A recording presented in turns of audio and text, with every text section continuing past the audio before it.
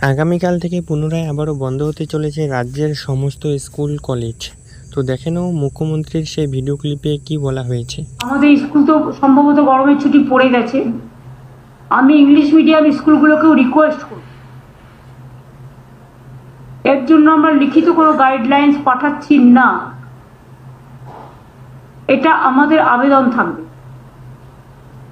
যে আমরা তো রাজ্য সরকারের স্কুলগুলো ছুটি দিয়ে দিয়েছি, এবং যেহেতু অনেক রাজ্যেই ছুটি দিয়ে দেওয়া হয়েছে, প্রাইভেট স্কুল যারা আছেন তারাও যদি দয়া করে অনুগ্রহ করে তারা আপনাদের ছুটিটা রবীন্দ্র জয়ন্তীর দিন থেকে যদি করে দেন ভালো হয়। বাচ্চারা যত বাড়িতে থাকে ততই ভালো, বাড়িতে থেকে পড়াশোনা করবে, সকলের সাথে সকলের যোগাযোগ থাকবে, মনিটরিংও চলবে।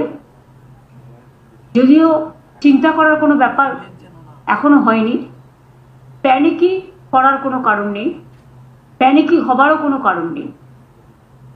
যদি সেরকম কিছু ঘটে আমরা মানুষকে যদি জানতে পারি আগে নিশ্চয়ই জানিয়ে দেবো, কিন্তু যদি জানতে না পারি তাহলে কি করে জানাবো? দেশ যে লড়াই করছেন যারা দেশের জন্য, তাদের পাশে দাঁড়িয়ে তাদের সাথে কাঁধে কাঁধ মিলিয়ে সমর্থন জানিয়ে আমরা তাদের সহসাথী হিসেবে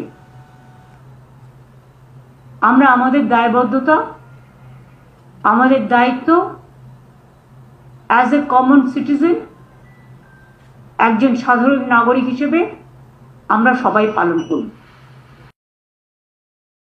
আমরা সবাই একসাথে কাঁধে কাঁধ মিলিয়ে এই লড়াইতে, আমরা যারা লড়াই করছি পহেলগাঁওয়ের বিরুদ্ধে, টেরোরিজমের বিরুদ্ধে, সন্ত্রাসের বিরুদ্ধে, তারা কাঁধে কাঁধ মিলিয়ে লড়াই করব।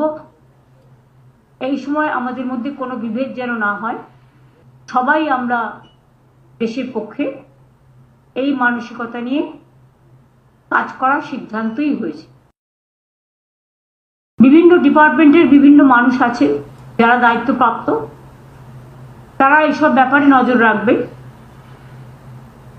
এবং আপনাদের কাছেও যদি কোনো ইনফরমেশন থাকে আমরা একটা নাম্বার দিয়ে দেবো, লেট আস ডিসাইড, সেই নাম্বারে আপনারা মেসেজ পাঠাতেই পারেন।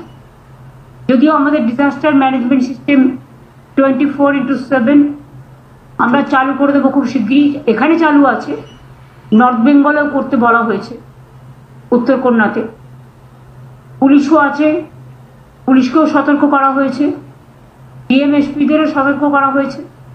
থানার আইসিরাও মোবিলিটি বাড়াবেন, ভিজিলেন্স থাকবেন, ভিডিওরাও। এখন সমস্ত ছুটি বাতিল করা হয়েছে। আমরা চিফ সেক্রেটারিকে